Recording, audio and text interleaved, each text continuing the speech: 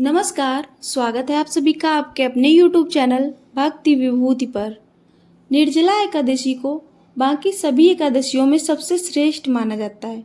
कहा जाता है कि इस व्रत को करने से व्यक्ति को मोक्ष की प्राप्ति होती है और भगवान विष्णु की भी विशेष कृपा रहती है। निर्जला एकादशी का व्रत ज्येष्ठ मास की शुक्ल पक्ष की एकादशी तिथि के दिन रखा जाता है। इस दिन व्रत करने के साथ साथ निर्जला एकादशी की कथा पढ़ने से भी पुण्य प्राप्त होता है।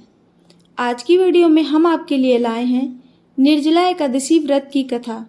कथा श्रवण से पहले आप चैनल पर नए हैं तो चैनल को सब्सक्राइब अवश्य कर लीजिए। वीडियो अच्छी लगे तो लाइक और शेयर करना बिल्कुल ना भूलिए। तो चलिए शुरू करते हैं आज की कथा। एक बार पांडुपुत्र भीमसेन व्यास जी से कहने लगे कि हे मुनिवर, भ्राता युधिष्ठिर, माता कुंती, द्रौपदी, अर्जुन, नकुल और सहदेव आदि सब एकादशियों का व्रत करने को कहते हैं। परंतु महाराज, मैं उनसे कहता हूँ कि मैं भगवान की शक्ति पूजा तो कर सकता हूँ, दान भी दे सकता हूँ, परंतु बिना भोजन के नहीं रह सकता। यदि वर्ष भर में कोई एक ही व्रत हो तो वह बताइए, मैं उसको रख सकता हूँ, क्योंकि मेरे पेट में वृक नामक अग्नि है जो बिना भोजन के शांत नहीं हो सकती।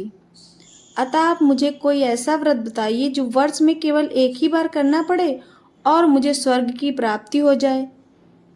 श्री व्यास जी कहने लगे कि हे पुत्र, बड़े बड़े ऋषियों ने बहुत शास्त्र आदि बनाए हैं जिनमें बिना धन के थोड़े परिश्रम से ही स्वर्ग की प्राप्ति हो सकती है।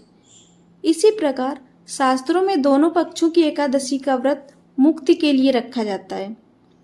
व्यास जी के वचन सुनकर भीमसेन नरक में जाने के नाम से भयभीत हो गए और कांपकर कहने लगे कि अब मैं क्या करूं? मास में 2 व्रत तो मैं नहीं कर सकता, हाँ वर्ष में एक व्रत करने का प्रयत्न अवश्य कर सकता हूँ। अतः वर्ष में एक दिन व्रत करने से यदि मेरी मुक्ति हो जाए तो ऐसा कोई व्रत बताइए। यह सुनकर व्यास जी कहने लगे कि वृषभ और मिथुन की संक्रांति के बीच ज्येष्ठ मास के शुक्ल पक्ष की जो एकादशी आती है उसका नाम निर्जला है। तुम उस दिन एकादशी का व्रत करो। इस एकादशी के व्रत में स्नान और आचमन के अलावा जल वर्जित है।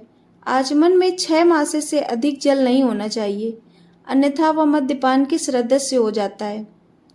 इस दिन भोजन नहीं करना चाहिए क्योंकि भोजन करने से व्रत नष्ट हो जाता है। यदि एकादशी को सूर्योदय से लेकर द्वादशी की सूर्योदय तक जल ग्रहण न करें तो उसे सारी एकादशियों के व्रत का फल प्राप्त होता है। द्वादशी को सूर्योदय से पहले उठकर स्नान आदि करके ब्राह्मणों का दान आदि देना चाहिए। इसके पश्चात भूखे और सत्पात्र ब्राह्मण को भोजन कराकर फिर स्वयं भोजन करना चाहिए। इसका फल पूरे वर्ष की संपूर्ण एकादशियों के बराबर होता है। व्यास जी कहने लगे कि हे भीमसेन, यह मुझको स्वयं भगवान ने बताया है। इस एकादशी का पुण्य समस्त तीर्थों और दानों से अधिक है। केवल एक दिन मनुष्य निर्जल रहने से पापों से मुक्त हो जाता है। जो मनुष्य निर्जला एकादशी का व्रत करते हैं उनकी मृत्यु के समय यमदूत आकर नहीं घेरते हैं। भगवान के पार्षद उसे पुष्पक विमान में बिठाकर स्वर्ग को ले जाते हैं। अतः संसार में सबसे श्रेष्ठ निर्जला एकादशी का व्रत है, इसलिए यत्न के साथ इस व्रत को करना चाहिए।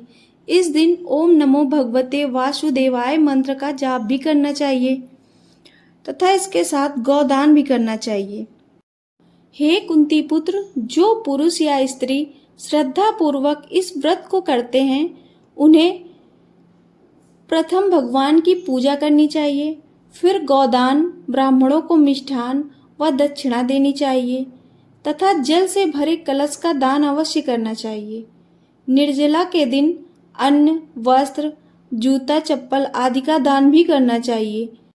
महर्षि व्यास की आज्ञा के अनुसार पांडुपुत्र भीम ने बड़े ही साहस के साथ निर्जला एकादशी का व्रत किया, लेकिन वह सुबह होते होते मूर्छित हो गए। तब उनके चारों भाइयों ने उन्हें गंगाजल, तुलसी का चरणामृत पिलाकर मूर्छा से बाहर निकाला। कहते हैं कि तभी से भीम पाप मुक्त हो गए। जो मनुष्य भक्ति पूर्वक इस कथा को पढ़ते या सुनते हैं उन्हें निश्चय ही स्वर्ग की प्राप्ति होती है।